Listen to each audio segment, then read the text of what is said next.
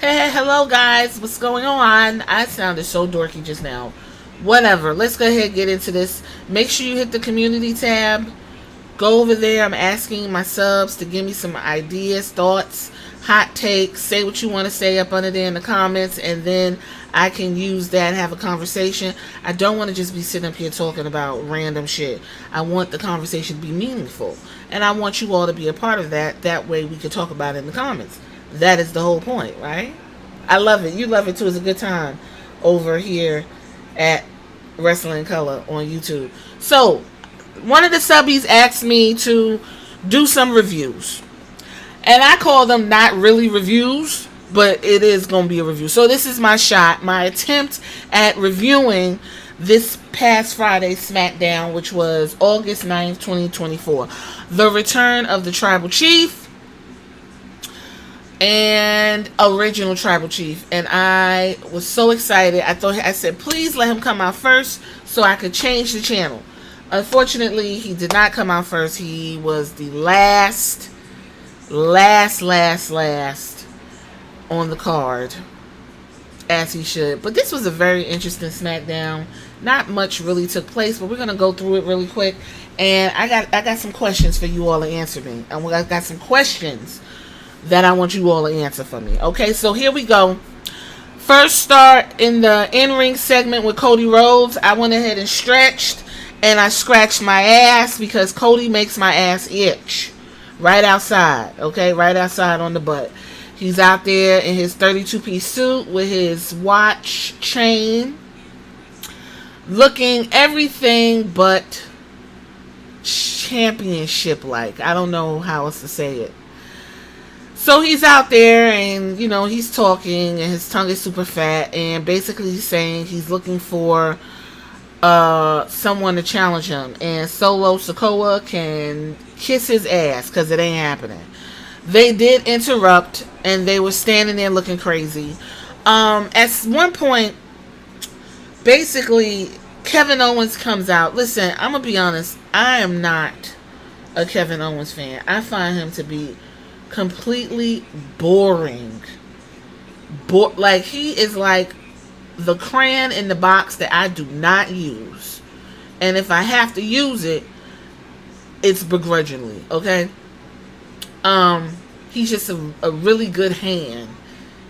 So he comes out to help Cody Rhodes, the usual. And Cody Rhodes turns to him and says, listen, I need a match at Bash at the Berlin, so I'm going to let you fight me. Kevin Owens literally explained why he should not be getting a match. He said his win-loss record sucks. He sucks. He ain't been doing nothing. He been broke up. Like, he gave all the reasons as to logically why he should not have a match. Cody was like, well, I don't give a shit. I'm going to go back there and talk to the GM and you going to fight me. So he jumps out the ring and Kevin Owens walking behind him like, didn't I just say I don't want to fight your fucking ass? So they run back there to talk to Nick Aldis. Cody got this big ass smile on his face. Then we go for the Street Profits. I feel so annoyed by the way the Street Profits are being handled. They are literally the ping pong balls of the WWE right now. They can't book this fucking team if it was the last fucking thing on earth. The Street Profits are over, Triple H. What the fuck is the problem? Let the Street Profits be the party guys. Where is the sippy cups that explode when they come in? Let Montez go in the stands and have a good time. Let them do what they do. You don't have to change everybody's fucking character. That was their character. Now they don't have a character. Dawkins looked like he got to take a shit. Why is B-Fab with the Street Profits? I want somebody to explain it to me. Why is B-Fab with the Street Profits? What made her wake up one day and say, you know what? The Street Profits need me and my hooker boots to walk them to the ring. Why? Anybody in the comments, let me know. Unfortunately, they were against A-Town Down Under, which was Austin Theory and Grayson Waller. Grayson Waller is the annoying Australian. Austin Theory is, it's a curious case. I don't know what the fuck it is about Austin Theory, but he is not grasping. It's not, something ain't clicking with the audience. He got the look, he got the moves. He got a dick face. That's what it is. I don't even care about the match, to be honest with you. I feel bad for the Street Profits. If you remember, I did a podcast, that story about Jannetty and Shawn Michaels. It shouldn't be for the New Day. It should be for the Street Profits. Anyway, the Street Profits finally got a fucking win. And it's to be the number one contender for the Gorillas of Destiny. Oh no, the Bloodline, Tongaloa and Tangalanga, whatever. So that happened for them. I'm glad they got a win. Are they going to win the belts? Probably not. So backstage, Cody and Kevin are talking to Nick Aldis. Nick, of course, I said, is the better GM. He has a presence about him. Basically, don't fuck with me, or I'm going to set it on you, as to where fucking Adam Pearce acts like he doesn't have any fucking control over anything over there in Raw. We just saw Seth Rollins get smushed into oblivion, and Adam Pearce comes out after Seth Rollins is coughing up blood. Anyway, Cody's back there, sucking on Kevin Owens' ass cheeks, and Kevin Owens comes back there, and he's like, I don't want to fight you. Go back there, open the door, and it's a whole bunch of jobbers. It's a whole bunch of wrestlers back there. Pick anybody, and they'll fight you. Okay? You mean to tell me that you're going to give Roman Reigns a shot at that belt? And Roman Reigns... The only reason why Kevin Owens went on a spiel is because Nick Aldis said, well, I'm just going to give it to Roman Reigns because we got to make this money. And y'all fucking around. And so Kevin Owens basically talked himself into a match because he a hater and he a bitch. And that's fine. I do agree to some extent. You can't be giving Roman Reigns the match just because he's Roman Reigns. But no, that is why you give him a match. And he's going to main event. Right? Roman Reigns is never opening no shows. But this champion, he opens shows. So, it's official. Kevin Owens versus Cody Rhodes down to the bash at the beach in Germany. Then we get a highlight package of Nia Jax winning the Women's Championship. I loved it. Thought it was fantastic. Tiffany Stratton was back there. Tiffany, listen, I already said she's a star. I already said she's got what she's got going on. I never really cared for the Tiffany time. I get the bubblegum Barbie, Paris Hilton type thing, rich blonde girl trope. I get it. It's fine. She runs into Piper Niven and Chelsea Green. Chelsea looked extremely cute. Chelsea has a fantastic body. You know who else has a fantastic body? Maxine Dupree. That woman's body is phenomenal.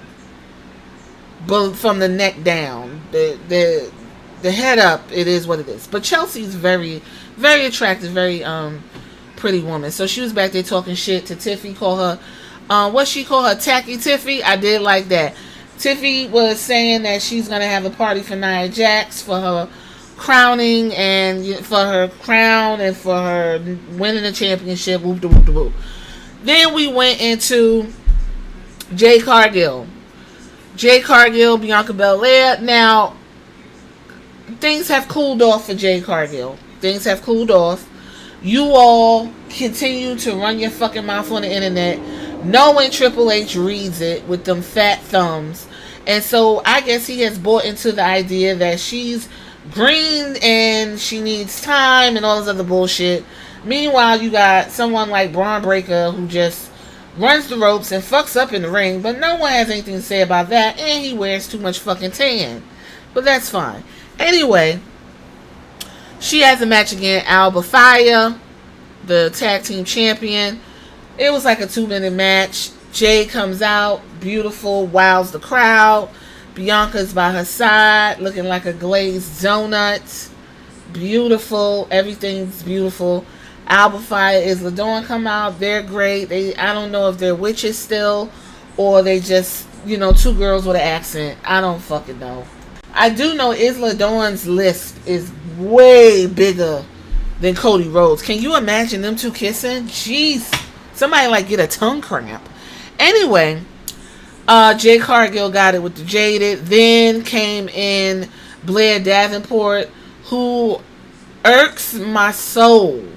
She's not a good wrestler. She's sloppy as fuck. She came in fucking everybody up, which led into the beautiful Naomi and that big giant afro. I love every time Naomi does it. Naomi came in that green. She commands the ring. She is a ring general, okay? Somebody also wanted me to do what's going on with Naomi. That's a curious case I have to look into as well. Came out, the big three is united. I'm pretty sure there's going to be a bash at the beach because they going over there to Europe, so the European girls got to go.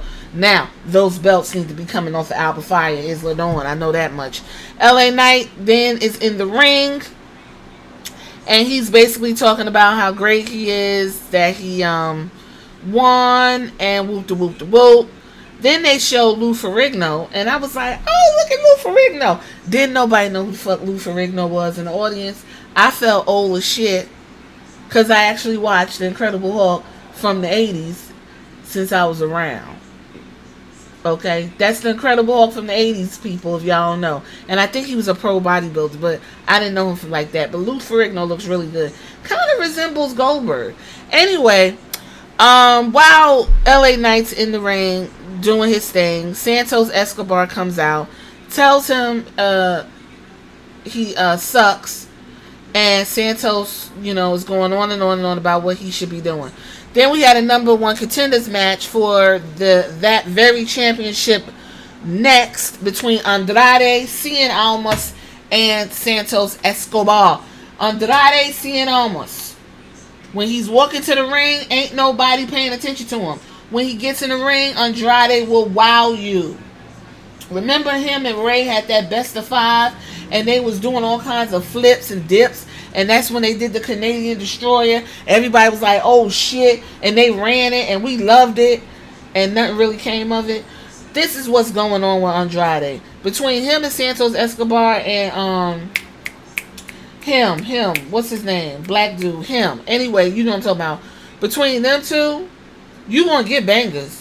But I need the thing that glows around your body that says I need that to start happening for Andrade. And I got an idea of what they could do. But in the meantime, old boy won, Santos Escobar. The funny thing about Santos Escobar, he should have been United States champion way before LA Knight. But that's a different story for a different time. That is the match for Bash at the Berlin, by the way. LA Knight versus Santos Escobar. It's gonna be a banger. Santos gonna lose. What else? Then we go into highlights of the Bloodline winning the tag team championships. DIY was on my TV cutting a promo with Dick Face, Johnny Gargano, and then Kevin Sullivan passed away. Not really familiar with him, but rest in peace.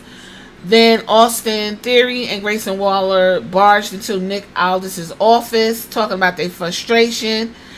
And then Aldis goes and books a match with I don't even fucking know. Oh, Kevin Owens and Grayson Waller next week. Who cares?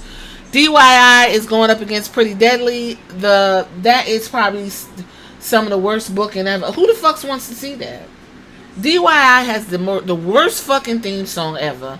Pretty Deadly is just like the Iconics, but with dicks. DIY wins. So now they're going up. I don't even know who are they number one contending against, because then the Street Profits just number one contend. Oh, so the Street Profits got to fight DIY, and then that, okay. So DIY is probably going to get their rematch. Great. Fucking great. Solo Sikoa comes out, calls Roman Reigns out.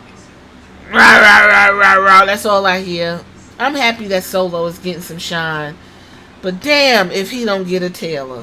Why does he have to dress like a out of shape, I don't know, fucking mob boss? It's so weird. Or Nino Brown. No one ever says anybody dresses like Nino Brown. If you watch, what's the fuck is that show? New Jack City. That's basically how CMB dresses, which is the Cash Money Brothers.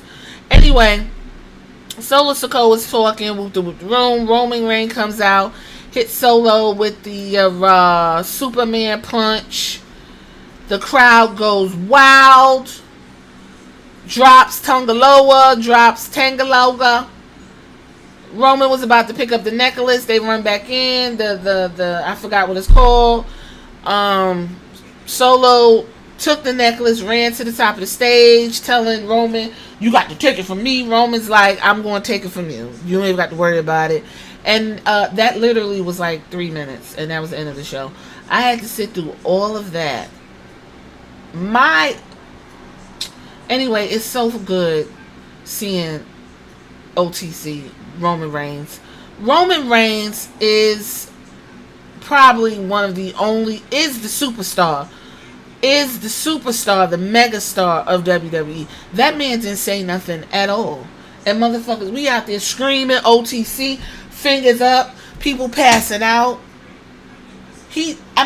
Listen, don't put him in the ring with Cody, because I don't know what the fuck to tell you. I'm not booing Roman. I don't give a damn. I just hope that Roman, he could be a babyface, but be stoic. Stay in the same kind of packaging, but just soften up a little bit. I don't want him to be coming out there slapping five and kissing. He only do that. Cody doing all of that. Cody doing that enough, okay?